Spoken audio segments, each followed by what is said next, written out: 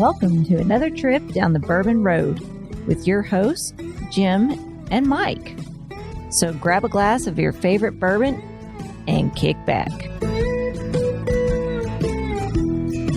We would like to thank our friends at Premium Bar Products for sponsoring this episode.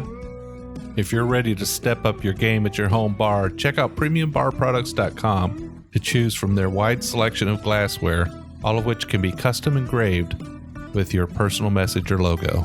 And there's no minimum order. So after the episode, head over to PremiumBarProducts.com and check out everything they have to offer. Now, let's get on with the show.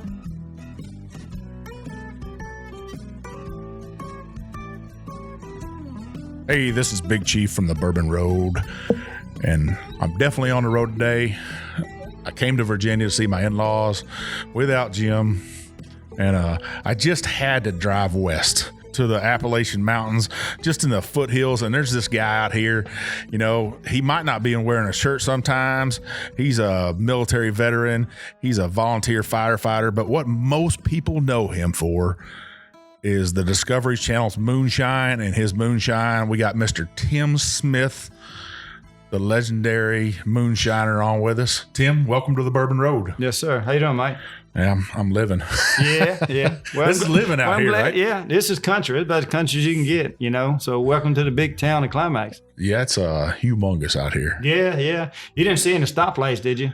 No, I didn't. I seen a stop sign and it said turn left. Stop sign. Well, you didn't see any law enforcement nowhere, did you? I didn't. I watched the whole way here. Well, that's good. You might have saw a John Deere tractor, maybe. A couple of them, just a couple. Yeah. We got a lot of them old green tractors running around. Yeah, it's kind of woods. We're sitting in a log cabin here, which I would expect. I didn't hear no banjos playing when I pulled up. No coon dogs or nothing. No, we can go get some. We could, yeah. Go get some. But I did see, we are really in the foothills of the Appalachian Mountains. You can see the mountains from right here. Yes, sir. On your back porch. Especially up at the fire department, you can really see it at the fire department. Yeah. Well, you've been on Moonshiners for 8 or 9 seasons now? 10 seasons. 10 seasons. 10 seasons, man. You were the original years. OG Moonshiner on there. I am the founder. Right? It started right here in Climax, Virginia. It's where it started, right in the back door here. And before that, you were just selling hooch on the side of the road with watermelons. Yeah. Well, I don't know whether back side of the road, but let's say in the dark. In the dark. Yeah, let's say in the dark, because no one knew who Tim was until, the show kind of got hot and came out. And it was something different that Discovery ever did, and never had did a reality TV show. And I had did some documentaries and stuff prior to that, but it never really hit home until we got reality and we came out and kind of told the truth that this is what it is. So I come in here and you got some whiskey moonshine. You got some cinnamon moonshine laid out for some rye whiskey. But what are we going to start out? We're going to start out with some moonshine first, right? Yeah, I think you ought to start out with the Climax Moonshine in the beginning, because this is where it all got started. And that's my dad's recipe. And we didn't do anything to it, tweak it, change it, anything. Other than we started paying taxes. That's about all we did. We started paying taxes and put it in a bottle. So you're going to pay taxes? The store's going to pay taxes, then I'm going to pay taxes. Everyone has to pay taxes, yeah. So by the time everyone gets done paying taxes, the government's done got rich, and I'm still working. You're still living in a cabin. I'm still working. Well, what's the proof on this? The proof is 90 proof. Now, what was the proof on what you would sell back in the day, or what you give away in a mason jar? Well, back in the day, it would still vary between 90 to 100 proofs, maybe 105 at the most, depending on what day you got it, when you got it. We didn't have a hydrometer and we didn't have a label on a jug, so it really wasn't looked at. It was all about the taste of it. If it tastes good, then people would buy it. So we never did sell it on proof. And that's a misconception on some people, right? That myth that moonshine has to be 160. It's high proof and stuff. It is definitely misled. I don't know where it came from. I don't know where people got off saying it has to be 150 proof. If it burns clean, I understand. If you light it up, it looks good. It's all about if it smells good, it tastes good, then it must be good. Well, I've drank some 160 proof liquor before a couple times in my life. Sure. And it doesn't taste too good. It doesn't taste too good. My preference is under 120. I've seen some 120 taste just as good as 80. So it's all about the process of making it. It's not all about the proof. Now, where's this made at right here? This bottle right here that you're tasting is made in Culpeper, Virginia, which is about 160 miles north of us right now. Right up by Fredericksburg, Virginia. That Not is too right. far. That is right. Yeah. South of D.C. there a little bit. Well, this definitely has that corn. Has this got corn in it? It does have corn in it. Now, you're not going to tell me how much, though, because that's your daddy's recipe, right? No, I can tell you how much is in it. It's 70% corn. And what else do you put? And What else do you do? it's got 15% rye and 15% malted barley. All right. And like I said, that's basically the recipe. And once you go legal, that's a documented, that's copyright, and that is it what it is. Now the process, that's a different story. Well, ain't nothing wrong with that, keeping your process secret and stuff. Yeah, and I understand that because you don't want nobody to try to make Tim Smith's moonshine, right? Well, it's probably difficult even if I told you how to do it. I'd figure it out.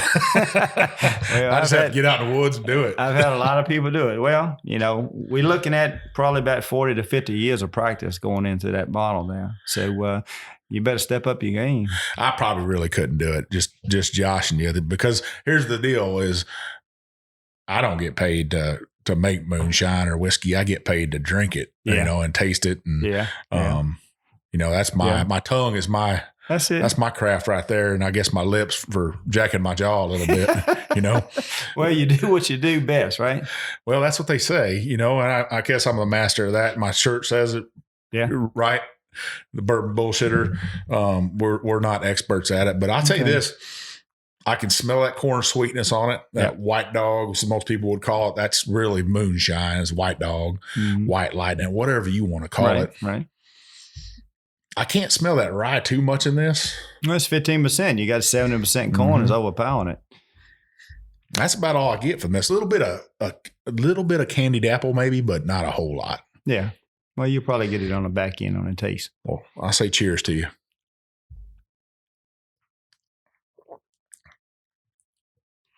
Now that's very sweet. Got corn sweetness to it. This ain't aged or nothing, so kind of sticky sweet especially for a 90 proof. It's just that stickiness, that thickness of it. And it should just go away and maybe call for another taste. Maybe just a little bit of pepper there, white pepper maybe. Not too spicy on it. I think that's your rye there. Yeah, it's probably just a little bit of that rye in there kicking around. I've even been told it's like a little butter or almond. That's what Jim always says, my co-host. He always says it's it's like a buttered popcorn. Yeah. I could get a buttered almond. That's very good. Yeah. I could probably sit around and drink that whole bottle of that. I might not be standing at the end of the day. No, you won't be standing. You'll be relaxed. Maybe comatose. But it's pretty dang good. Now, how long did it take you to go from just being a moonshiner to being a distiller? Well, it took a few years actually, because I had to learn a few steps, the do's and don'ts there. And it's hard to get all of that skill when you was raised up illegally all your life. And then you turn around and say, let's document everything you do. And that's what it's all about. When you go legal, it's about documentation, writing everything down, what you put in, what you're doing, what you're taking out, and accountability of it for taxation, really. And it took a little bit. And, I didn't take any formal training or nothing. I didn't go to a university to learn how to be a distiller. I figured that I already knew how to make it. But now legally and documentation, it's all about the paperwork. And that's one of the hard parts for me, getting that paperwork done. But you traveled around to different distilleries to they opened their doors to you, right? Sure they did. And kind of showed you the ropes. Well, we try to do this. We try to share a little bit of knowledge on both ends. I share some knowledge on how, process is being done to make a good whiskey taste. And sometimes they learn a little bit from me and they show me some of the documentation of what needs to be done to account for it. So I learned a little bit on that end too. So as the years went by and I traveled around different distilleries and worked with some of them, on free labor. So I was free knowledge for them and free labor also. So it's kind of a good trade-off. So hard work has paid off. hard work has paid off. And it's still hard work too. Even though going legal, you think you don't have to worry about ducking the law and someone chasing you, they still looking at you. So it's still out there. You still got to make sure you do what you do and, dot the I's, cross the T's. Because they want more money from you. They want money. It's all about the revenue. Illegally or legally, it's all about the revenue. Yeah, it's when it boils down to it. I can understand the part where they don't want bad liquor, because there's bad liquor out there, right? Sure it is. There's plenty of people out there experimenting that have no idea what they're doing. And now today that we have the internet, see, I'm before the internet. But today that you have internet, there's people out there all the time creating something. And is it right or wrong? I don't know. It's more of an experiment. Yeah, I think you saw the latest bad batches of alcohol were like down in Mexico, and people were going down to resorts and they were filling up empty bottles with hooch, and it was making tourists sick down there. And that's kind of how it was happening before here in the United States. Well, it's happening in a whole lot of countries. Yeah. Not just Mexico or the United States, but it's different periods of time, and all of a sudden it's like a rush. People get into it, and this is a controlled substance like any other drug out there. Once it gets into the wrong hands and misused, it can put a bad taste in your mouth. Yeah, well, I've been down that road a time or two in my life. I think we all have. Yeah, and I've run into a lot of people who make moonshine, and a lot of them make good moonshine, and I've run into some that didn't make such good moonshine. And for them, they don't know. They don't know. No one's actually stood up to them and told them, "Hey, this is not good. This is not right." They just keep making it and sending it out the door. Because people think they're getting their original moonshine. Getting the original moonshine, and sometimes stronger is not actually better. Yeah, like we definitely know that. Now I love cast strength. Cast strength whiskey, it to me is really good. But at a certain proof, about 136 for me, then you're pushing that limit of it's too hot to drink, especially in the middle of the summer. Yeah, I'm about 120. So, but this right here would be perfect in the summertime. Heck, I'd maybe put that in a little bit of lemonade, sit on my front porch and drink it. Yeah, it's good. Lemonade, sweet tea is good. Now, the next thing you have for us is your Climax Fire number 32. Yes, sir. Now, why is that fire number 32? Now, Fire 32 is named after the fire department here in Climax, which is Station 32. So that's the call number for this fire department in this area is 32. And we wanted to do something other for the fire department. We put a Maltese cross on it there, and we put Fire 32. And, at the time, I was the chief of the fire department. So, a lot of people call it Chief 32 or 32.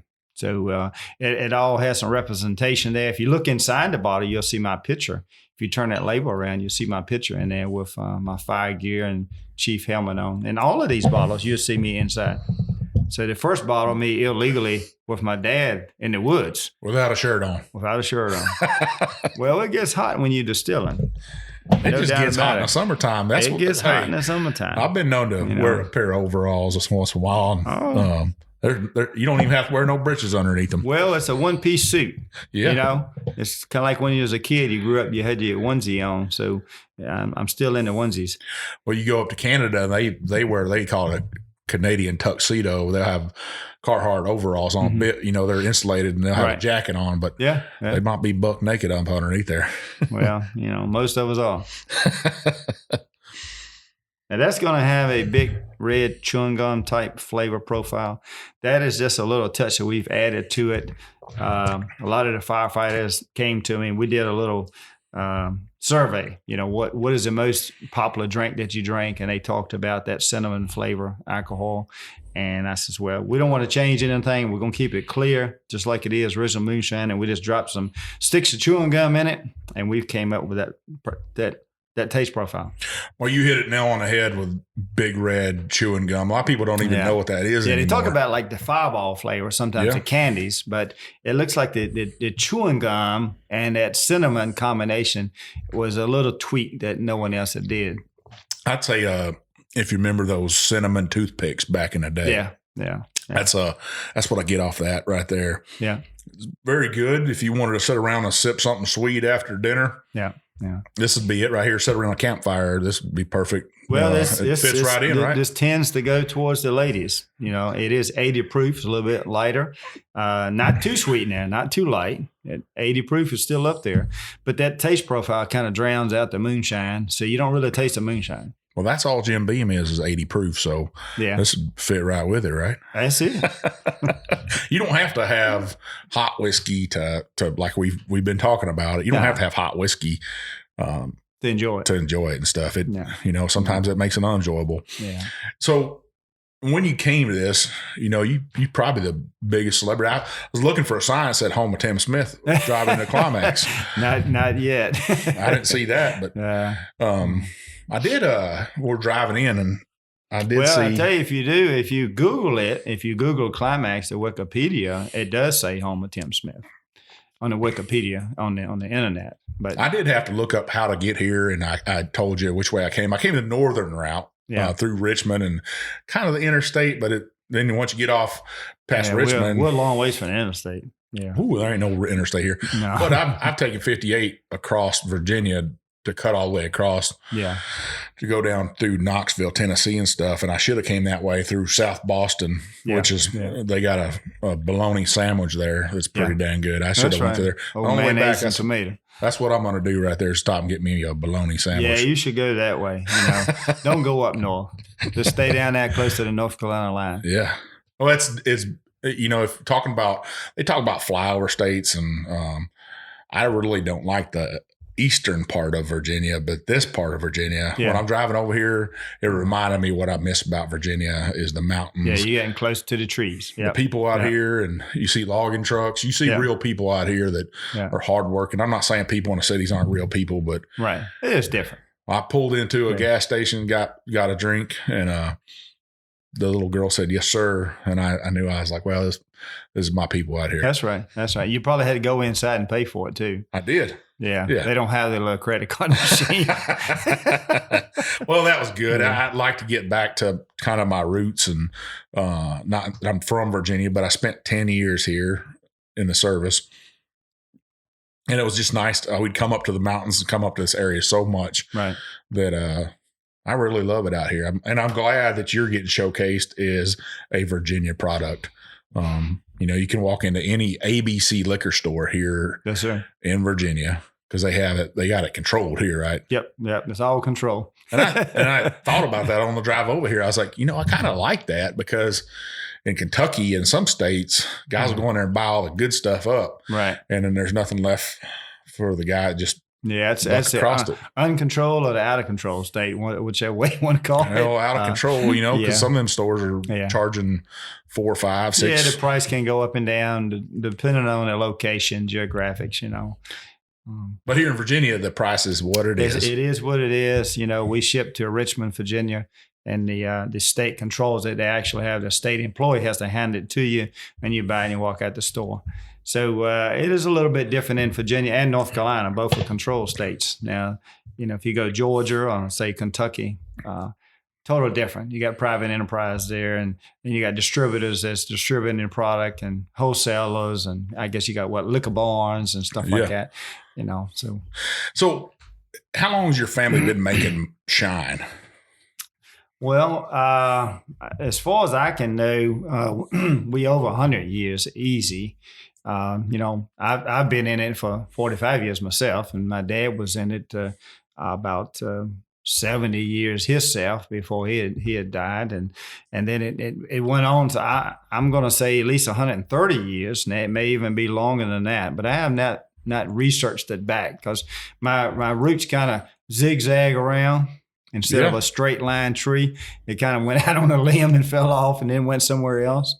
So, if you got a straight line tree in your family, there's probably something wrong with your family. Right, that's what I'm saying. So, we are Virginia. So, it is what it is.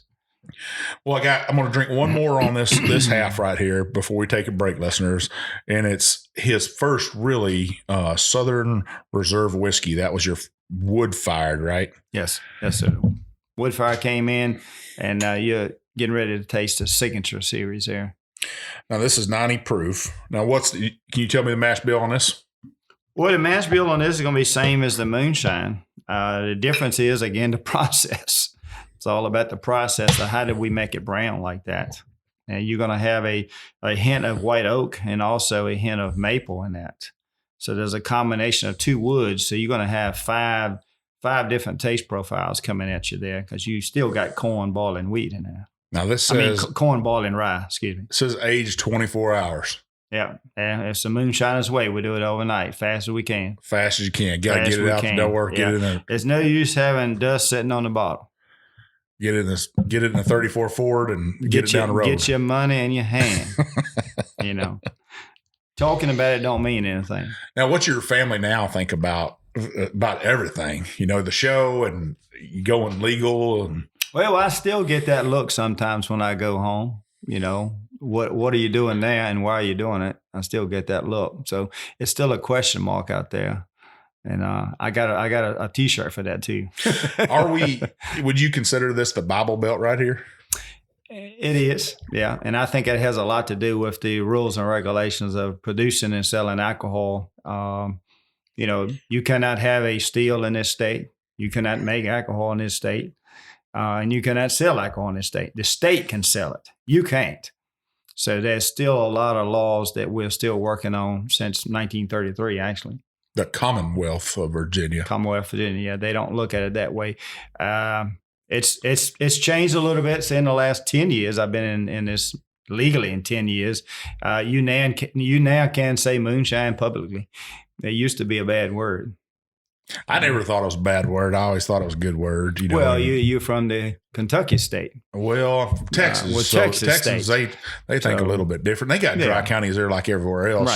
Right. I remember having to drive about 90 miles to go get some beer for my stepdad. 90 miles to pretty Texas, and we would have to go over there on a flatbed truck. He'd load up about, 15, 20 cases of beer. Wow. Of Coors Original. Wow. Well, you see, you'd be stopped here because you'd be looked at as maybe you're just distributing it, because you can only carry what you can drink. Well, he could drink it. Yeah. Well, you're not going to drink 10 cases at one time. He dang sure try. So he'd say, hey, I need you to throw all that beer on the flatbed back there and make sure you tie it down. Yeah. Strap it down good. Yeah. He said, throw one up between us and you're going to drive home. I think I was 12 or 13 years old. Yeah. Well, I hauled a lot of liquor when I was 12 and 13 years old. I was hauling liquor inside a man. He was just suddenly drinking those, I don't even know what they call them, little small boy Coors Light bottles, banquet beers. Oh. And he'd be just chunking them out the window. Oh, they used to have the little Miller ponies when I was growing up. Yeah. This has just that hen oak, like you said, on it. I can get still that corn on it, though. That's one of the best brown liquors that we make. Now, we do have bourbon and rye, but my self-preference is that whiskey because it has a combination of stuff. It's a blend of a lot of different things in there between the oak, the maple, the toasted wood that we put in it, and, the 3 grains that's in it also. And our process, we can just about make it age taste profile what we want it. So we can make it 4 years old or we can make it 8 years old. Really? Well, let me give this thing a taste. Cheers.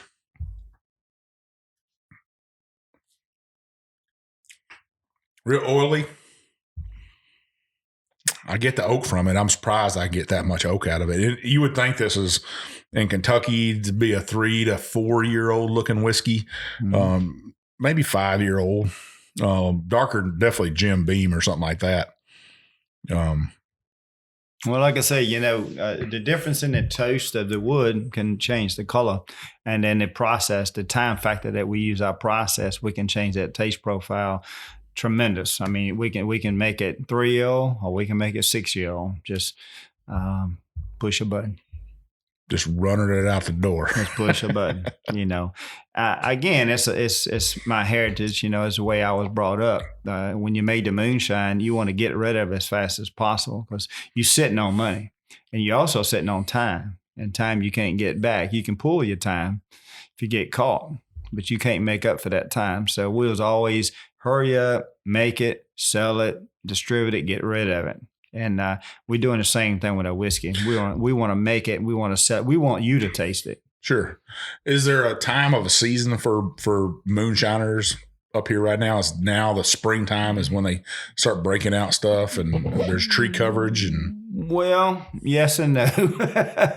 You are correct. Outside, if the leaves are falling off the trees and stuff, you don't have any cover. But then you can go to your evergreens. You can go to your cedars and your pine trees. But you have to just depend on the weather. If it gets really, really hot, if it gets too hot, then you have a problem with your fermentation. If it gets really, really, really cold, freezing temperatures, then you got a problem with your fermentation. So anytime you're dealing with outside elements, you have to work with it. And that's something we learned to do too over the years. I don't know if you've seen me on the show or not, but we use those submarine pot stills. Yeah. And those stills, we can manage those temperature in the wintertime, especially. We can heat them up and we can use heat because we ferment in the still. We don't ferment outside of the still. So we can maintain that temperature that we need. And when it's ready, you can run it, even with ice on the ground.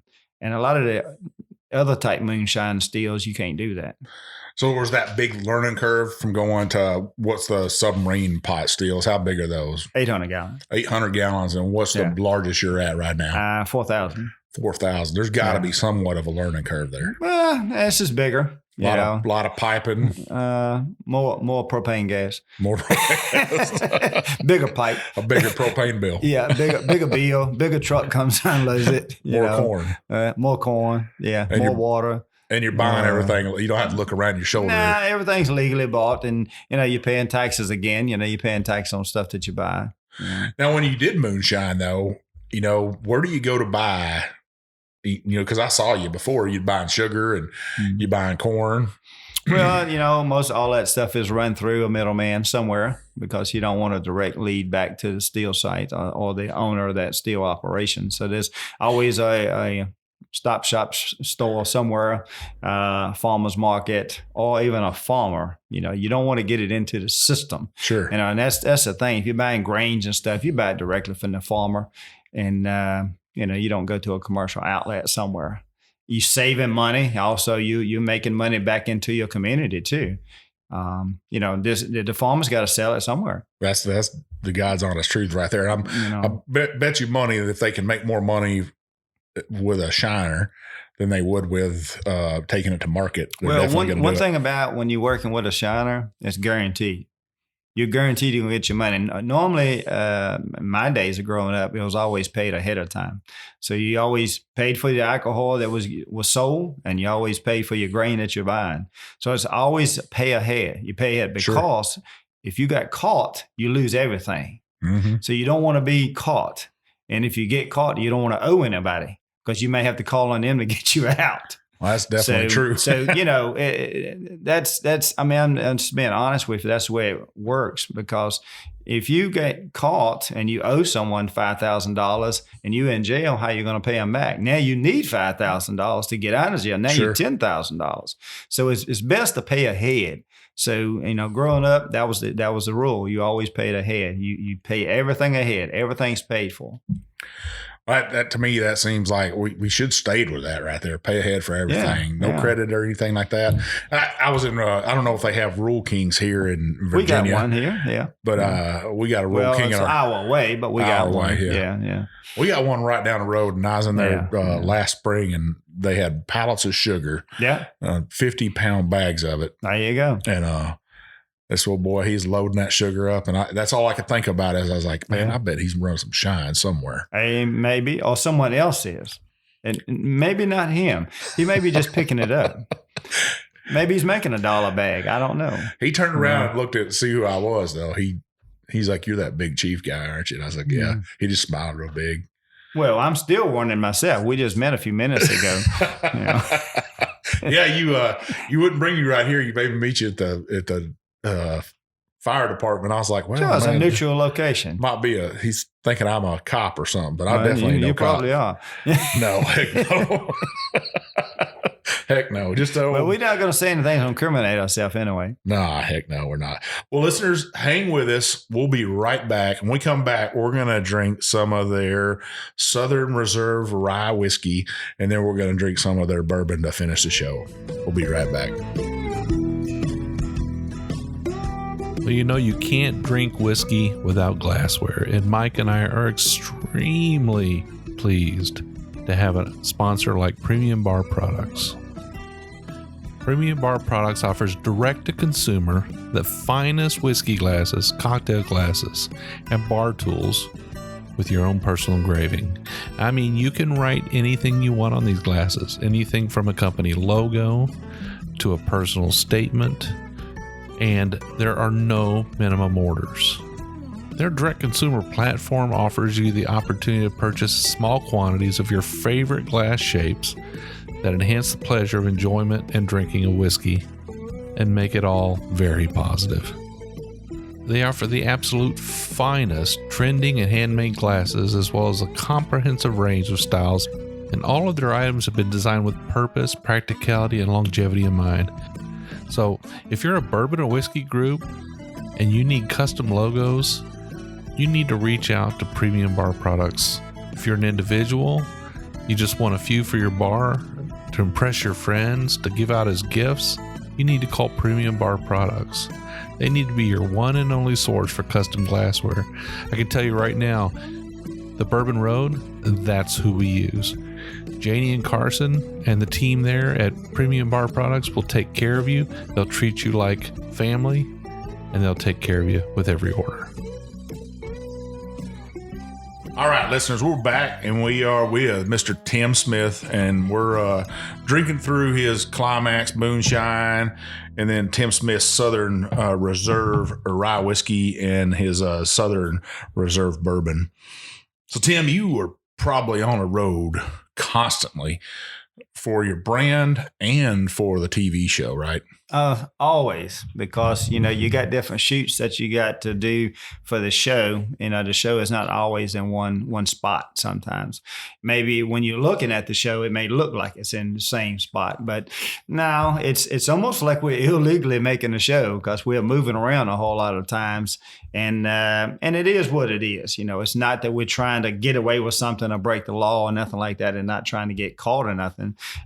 It's just, we need certain different backdrops. We need certain energy to come to the show and different locations, and it makes it interesting too. And it's got a vibe with the show, and it builds itself around it. And it is reality. It's no script to the show. And last year they started a new show, right? We started actually 2 years ago, we started a Master Distiller, which is like a game show. We started that. And then prior to that, I had the Whiskey Business show. The Whiskey Business was going around to different distilleries and trying to, help the guys out and revamp a little bit and actually give them some national attention too. Kind of like what we do with our craft distillery Mondays when we review a craft distillery, we're trying to raise that. We always say like rising tides raise all ships. Yeah. I know there's a show, Bar Rescue, out there, and we're kind of maybe the somewhat same thing as a distillery rescue in a way, because most of the distillers are small distilleries, craft distilleries. They kind of new, they get started in the business and they kind of get upside down. Real quickly, you can get upside down in this business. And did you run across some issues with those people at those distilleries? Well, I've run across a lot of issues because you know how it is. It's your way or the highway kind of attitude sometimes, and my way is a little bit different sometimes to their way, and I do use a little bit of backwoods terminology, and maybe some of my words doesn't come out as clearly as theirs. Well, I understand everything you're saying, just sure. Probably because we're cut from the same cloth. Sure. But I have been told, what did you say? What was that? My wife still says that. Yeah. Well, I got in my glass right now, I got some of your Southern Reserve whiskey. Now tell me about this. Well, it's the same process. Again, it's all about the process. Yes, it is rye. It meets the requirements of having over 51% rye in it. But it's about this wood-fired process that we're using this. And you can see on the bottle also that's a 24-hour concept. Now, it may be a little bit more than 24 hours, but we just put that on and make it look good. We want you to know that we can do this rapidly. And that's what we call it, rapid aged. It's a rapid age process. Man, there'd be some people would be like, man, I don't know about it. Those old timers that. Well, I started my moonshine business in Kentucky. I started in Marion County, Kentucky there. And everyone talks about putting everything in that container, in that mm-hmm. oak container and letting it sit, kind got my fingers crossed. I hope the season goes good. I hope the weather treats it right. And in 4 years or 5 or whatever, I'm going to open it up. Well, we figured it out, between little research and also the new technology. We found out that we can make it taste what we want it to make. We can make it. We don't have to sit around with our fingers crossed and hope that it rains and the dampness and the season and humidity changes it and makes it that taste profile after so many months, years of sitting.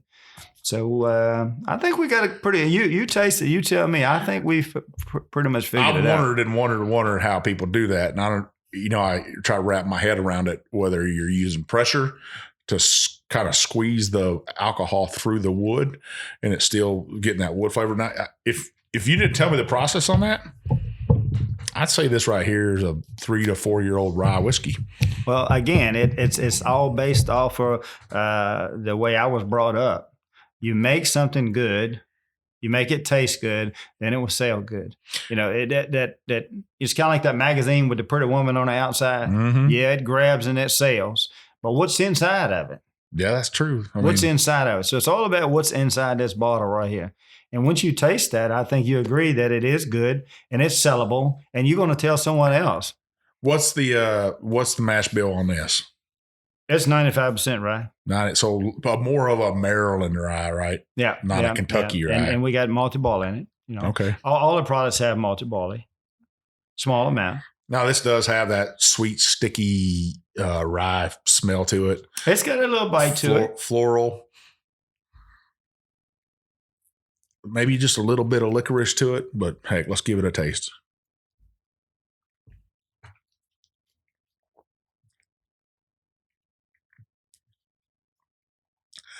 I got to tell you, that's pretty good.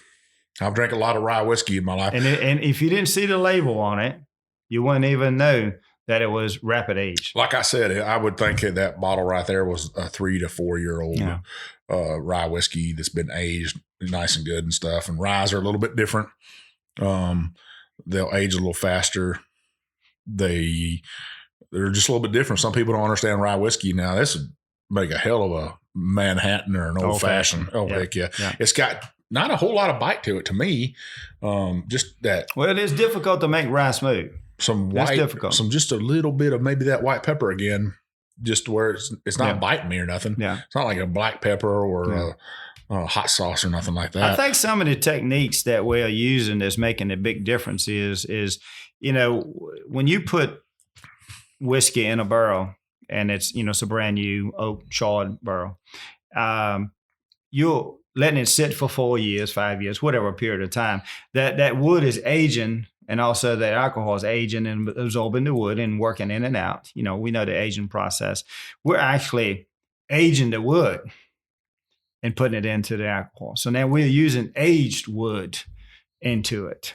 So I think that's actually some penetration that's a little bit different than it is sitting inside of that closed container. And then we also getting some air in there. Some air is making that difference. And I think that's smoothing it out. So what's the price on this? What's the price point on this rye whiskey right here? It's around $30, depending on where you buy it. What state. I would like to see it about a 70. I would think about a 70 because we've put a lot of money into that bottle. A lot of labor, a lot of technologies went into it to make it taste that way. Even though it hasn't sit on the shelf for 7 years before you tasted it. It's just a lot of energy has been put into it. But average, all of this product here is an average about $30 a bottle across the country. But that makes it affordable for everybody to taste too. For your working man, for your firefighter, for your police officer, for your soldier, sailor, airman, whoever wants to buy it, they can afford it. Well, it's tough out there to go buy $100 bottles. It's just tough, But that's another league. That's another league you get into. Well, some people, as you get older, as you realize, your wallet gets a little bit thicker and you can afford nicer things in life sometimes. And not to say this ain't nice, but it's still nice to go and be able to purchase something that tastes good for $30. Yep. Well, I like for people to see that you can buy something that tastes good and you don't have to pay $200 a bottle for it. And you would be helping out just a good old boy from Virginia. That's it. Good old boy. I mean, there's nothing wrong with that. I think, hey, Yeah. you're Americana as it gets to me, and you're just trying to make. You see where I'm at. I'm you in my hometown. I'm born and raised right here. Driving probably a '85 Chevy pickup. Pretty close. Yeah, that's pretty close to it. Yeah. What are your models at? 86. 86. 86. It's got. It don't even have tags on it. It says I farm don't have use. any tags. I got farm use tags on them. Yeah. Well, they're good. You can switch them and nobody knows what it is, you know. It's hard to look up a farm use tag. Well, it sure is. What farm does it belong to? Everything's farm around here. They farming something. I actually haven't seen that truck on the show. You had some other that trucks. show has been on the truck. Has it? Yeah. That truck's been on the show. One or two little episodes. But we got a lot of vehicles. You know, we try to move them around. Try to keep the batteries charged. Stuff. You had a Suburban for a while. Well, say my excursion. Excursion. Yeah, I'm still driving. Is that your daily Excursion. driver? Yeah, that's the daily driver. That's the interstate truck. That's the interstate vehicle. Yeah, we want to get on the interstate. We get on that one. That's got a diesel in it. That's diesel, 7.3 diesel. Well, run off moonshine? It run off anything. You go by the Kentucky Fried Chicken, you get that grease, and you put that in there, and it really smells good. I know something about Kentucky Fried Chicken because we have Claudia Sanders fried chicken in our hometown. Well, I mean, That's Colonel Sanders. It's from Kentucky. Yeah. I've been to the first KFC. First one? Yeah, I've been to the first one. Was it a letdown? Well, it was different, you know.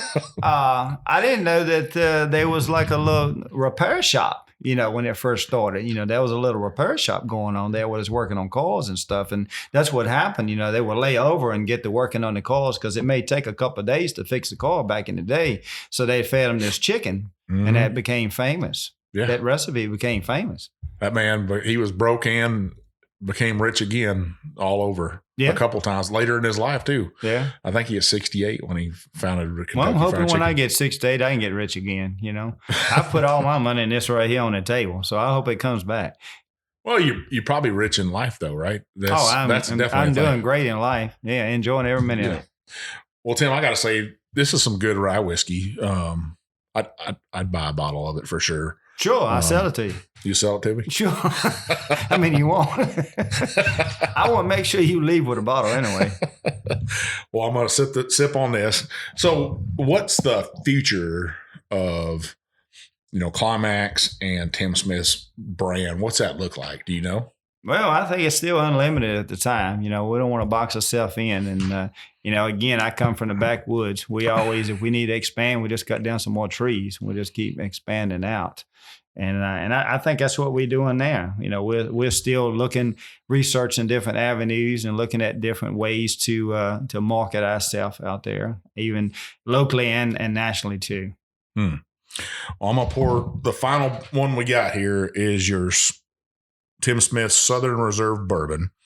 Now this is a 90 proof, and I probably have the most questions about this one right here. So let me pour some. I probably had a less answer. Well, that thing's in there. Hopefully everybody heard that thing pop. Now he didn't pull no special bottles from me or anything. He just pulled them out of the box and just pulled them out of the box. I hope it's a good one. No number on that bottle, so I don't know. There's no numbers. There's no numbers no number? on it. Nah, no number on it. So you may have got the best bottle out of the best batch ever made right there. I did autograph that bottle, so in case you may like it. We might have to add a little bit for the autograph. I mean, it smells like bourbon. Smells like bourbon. Looks like bourbon. Must be bourbon. Must be bourbon. Well, if you taste, you got to taste it though. Now, does this meet the national rules for a bourbon though? It meets the mash bill because we do have 51% corn in there, and we did distill under 160 because it is pot distilled. We cannot distill above 160. It is a wheated bourbon. We have wheat in this. So instead of the rye going into this like the whiskey had, it has a wheat in it. And what's the percentage on that? The same percentage as the corn or? No, it's 51% corn with about 4 to 5% malted barley, and the rest of it's wheat.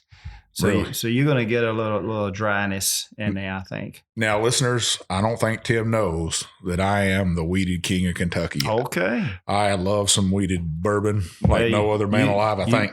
You just got the best bourbon in your hand you ever tasted. This right here is the best weeded bourbon I've ever had in my hand. Man, listeners out there, I sure hope Tim's right.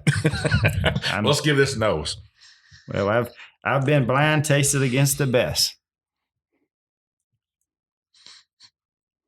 I don't know, man. That moonshine must have killed my senses. I get some floral notes on it for sure.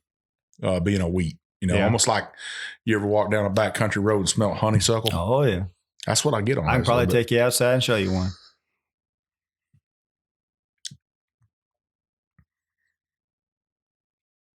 I actually get a little apple on this one too. Maybe some sour apple like candies or something. Heck, let's taste this thing. I'm excited. You said it was a weeded bourbon. That's a weeded bourbon. My hair on the back of my neck stood up a little bit. Well, again, we trying to go with the flow. Everyone out there talks about a lot of weeded bourbons being at the top. So we want to be at the top too. Well, that is true. A lot of people talk about the weeded bourbons out top, there. Right? That's the top brands out there. So we want to get up there with the top ones. You want to be up there one day? I want to be up there one day. One day. One good thing about me, I'm still walking and talking. I can autograph that bottle. I can sit here and I can drink with you. Some of those other top brands is out there. That guy's not here no more.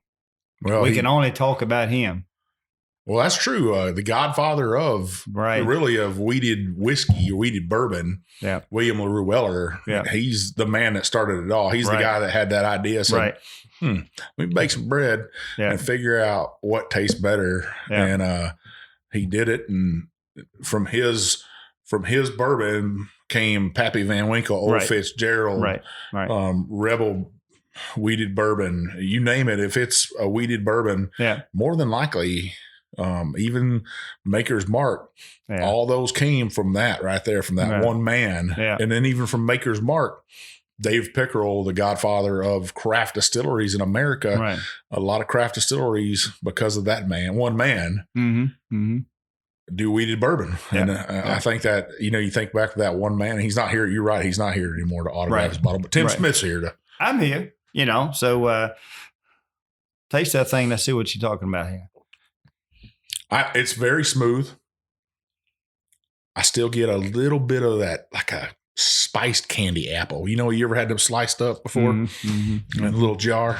Mom and grandma ever make those up? That's old school right there. That's real old school. You can't see those no more. I get a little bit of that. Maybe our listeners have heard us say whorehound candy before. I get a little bit of whorehound candy on this. I use whorehound all the time. That's some good stuff, right? Yeah. What's whorehound? Like, you use the whorehound candy? I use the candy. Yeah. The candy. The old-fashioned candy. It's almost like the sassafras. It's like a cough drop. Yep. Yeah. It's an old-fashioned cough drop. Exactly what it is. Where do you buy them at? Cracker Barrels. Cracker Barrel? Yeah. I'm a Cracker Barrel man. I go to Cracker Barrel all the time. We usually find them at either Tractor Supply or Royal King or Cracker Barrel. You can get them at My son's a Royal King guy, so you get along good with him. I think he goes to Royal King every day. He knows everything in a Royal King store. He knows everything. He ought to be an employee of Royal King. One-stop shopping. I'm telling you. And when I asked him about something, he goes, "I bet I got a Royal King." I'm like, the only thing I don't think they sell there is automobiles yet. Yeah, I know they got car batteries and lights, and they got lawnmower stuff, and you can buy guns, tractor, guns, ammunition, food, chicken feed. They got popcorn. Clothes. You come in the door. Yeah. They got a pretty good marketing strategy going on. Yeah, you can get a windmill out there and put it in your yard. Yeah. You get a big windmill out there, like full size, pump some water with it. They got tractors. Yeah. Lawnmowers. You can get everything. Plants there. Me and my wife just started our garden. Sounds like a Royal King commercial. That's right. Maybe they should sponsor both of us, Tim. Well, I got to say, innovation is the key to everything, right? You're always trying to figure out the next process and stuff. And even the big boys, Jim Beam is trying to innovate and come up with some new stuff. And in the past, I was kind of against that. I was like, I don't like it. because I don't want to change my ways. Well, my dad was one of those, that we're not going to reinvent the wheel. Yeah. We just want to grease it a little bit. We want to make it run a little bit faster. And I think that's what we're doing here too. We're just trying to make it run a little bit faster. We're not changing nothing. We're not changing, for my recipe, pot distilling, the same method that we always did in the backwoods, even though, we went legal and we inside of a structure now, not out on a creek bank. Sure. We're just still trying to make things better. You're not getting ticks all over you. Try not to. I tell you, you go out in these woods of Virginia, you're going to get a tick. Well, that's the same thing. There's no doubt. Same thing in Kentucky. You put all that tick stuff you want to put on you, you're still going to get it. I think it attracts them. I don't know if it does or not. I had gotten a tick on me earlier in the season, mowing, and my wife got one on her. Yeah. We got a big yellow lab named Woodrow, the whiskey dog, and he don't got no ticks on him. He got no ticks. Well, yeah. he gets his shot, but yeah. I guess it does it. Every once in a while you'll find a dead one on him. But well, I found out that less clothes you have on, the better off you are. People don't want to see me without my clothes. Well, on, I'm just saying, loose fitting clothes. Yeah. Loose fitting clothes. What I'm saying, that is better. Because if you have, tight clothes on, a lot of clothes people try to put on, all kind of stuff, those ticks will find a way to get in there, and that's where they'll get. Yeah, so, usually they'll drop inside your collar. Yeah, they get from in a tree or something like that. Yeah, they flying through the air, and you just walk through the woods and they just jump on you. And then next thing you know, you start feeling it. Been on there a couple of days, and then take about 2 weeks to get rid of it. Well, that's what we come in from outside. We always check each other for ticks, and that might sound It's a strange. Song about that. Checking each other for ticks. It's a song about that. Well, usually when you check for ticks on each other, your husband and wife, that leads to other stuff. Well, that's don't go down. Speaking of Climax, Virginia. Yeah. It is a catchy name. A lot of people talk about that. I go to different trade shows and different events, and they ask, how'd you come up with that name? Well, this is where I'm from. And it is a location which you can see it. I have put it on a map. Now, prior to me, becoming on TV, it was not on the map. But now you can Google it, and it'll say unincorporated community. And what's the story behind the name, the town's name? I have no idea. You don't know? It was before me. Well, that's like you go up to Pennsylvania and Amish country, right? Intercourse, Pennsylvania, kind of. Yeah. Kind of makes you wonder a little bit. Well, this whole region here has a long story, just to give you a little bit. If you go south of here, it's called Tight Squeeze. Tight Squeeze. And there you're in the heart of Climax. And if you go north of here about 10 miles, then it's called Hurt. So Climax is between Tight Squeeze and Hurt, Virginia. Are you messing with me? I am not. I am telling you the honest truth here. So, I think if you travel 2 hours north of here, probably just go up and over the mountains. There's a place up there called Devil's Backbone. It is. Yeah. It is. So I understand some of those names and stuff. Yeah. You got Crabtree Falls. Sure. Not too far from here. Our old friend Randy Minnick, the old co-host, he lives up there in the mountains now. Probably sitting up there buck naked on a mountaintop drinking coffee and whiskey. He ain't worrying about the ticks. He's got his guitar. He's just playing away. Now I think he's got coon dogs. That's what he has, and horses. Yeah, mountain horses now. But well, Tim, man, I appreciate you letting me come in today, trying all your whiskey. If you're out there, you're in the store, make sure you're picking up a bottle, supporting this good old country boy right here. American made, American bred here. Yep. Virginia whiskey. You want to get some in your hands. Tim, what states can you find this in? Well, I would say 42 of the 50 states out there in the United States right now. And if you go to a store, or if you're in a state possibly that they don't have it, maybe go online, timsmithspirits.com, and you can actually order it online, and you can have it shipped to your house if your state allows it. Now, some states do not allow shipment of alcohol in the state, but most do. So always go there, go to the website, and then also go to your store and just request it. Ask them, can you get this? And a lot of times they can get it. They just don't have it on the shelf at that time. And what about your shows? When's the show air? Well, the show normally is in December. It starts in December to April. So we just went off for the season 10. And, we're looking forward to another season. Another season. 10 years, 11 years. That's crazy. More work for you, though. More work. more money. More money. More work, more shine, more money. How about that? Well, hey, more people happy. More people happy. That's all that matters. Yeah. Where can our listeners find you on social media? Well, you can go to climaxmoonshine.com and then also, Facebook and Twitter also, and Tim Smith Spirits. And on Instagram. And Instagram, yes, sir. Yeah. Yeah. And also don't forget Discovery Channel out there. And we also got Discovery Plus now. Discovery Plus just recently came out this year, which kind of boosted my viewers. I went from 900,000 to 24 million in the last 4 months. So that's been incredible. If you get Discovery Plus, you can actually see all 200 episodes that I've been in. So you can start at the beginning and go to the end. 24 million people. Yes, sir. That's incredible. I think at my top about 6 years ago, I was about 3 million. Well, how do we get 24 million people to buy your whiskey, though? It would be great, wouldn't it? Yeah. If I got $1 off of each bottle, I could just take a vacation. And you can send me a penny off each bottle. I'll take that. That'd be fine with Okay, me. well, that's a deal. We'll make a deal, and I'll meet you somewhere in Kentucky on the Ohio River over there. I'll make you. I know a little bit of something about the Ohio River. I'll make you some ribs at my farm. You get meet old Woodrow. Okay. We'll drink some whiskey sitting back. I used to have a hound dog named Woodrow. Yeah. Yeah, sure did. Was his name off of the Lonesome Dove? No, my granddaddy just called him Woodrow. That's why he called him Woodrow.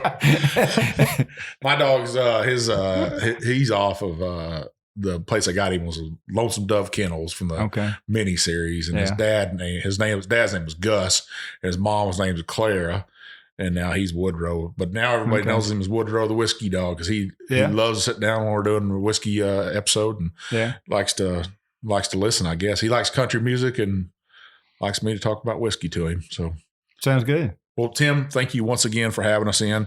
Listeners, you can find us on social media. You can find us on TikTok. We don't have no videos on there right now. You can find us on Instagram, Twitter, YouTube, Facebook, whatever else is out there. We try to be on there. We have a private Facebook group called the Bourbon Roadies. We're 1,700 strong in there right now. You got to be 21. You got to like bourbon, and you got to agree to play nice because we don't tolerate any rudeness in there. We want everybody to post something in there and say, hey, this is the whiskey I'm drinking today, and not get beat up on it, not get trolled on. We want them to share their stories, their birthdays, their celebrations, their life. We want them to share there. So go in there, check that out. You can also, if you're a Bourbon Roadie, you get 10% off our swag. We have our Bourbon Bullshitter t-shirt, our glasses, and our hat. You want to check that out on our website. You can find our reviews on there. You can find our blogs on their articles. It's not always about what the show's about. It's just about what I'm thinking about that week, whether it be how Tim Smith's making his whiskey or innovation in the culture. Something about whiskey though. So go and check our website out. You can reach us on there, leave comments. If you're listening to this right now, you want to go up there so you can figure this out and you can always hear us. Go up there and hit that subscribe button and then scroll on down, hit that 5-star review, leave us a review. That's how we get into these places like interviewing Tim Smith. We do 2 shows a week. We do a Craft Distillery Mondays where we will review a whiskey. We'll sit down with it, tear it apart, talk about it, write that review for you, tell you all about it. That way you can go in the store, understand what you're buying. And then we do a long show like today's show, hour long. You want to check those out. You can find Jim at jsanta63 on Instagram. You can find me at One Big Chief, and we'll see you on down the Bourbon Road.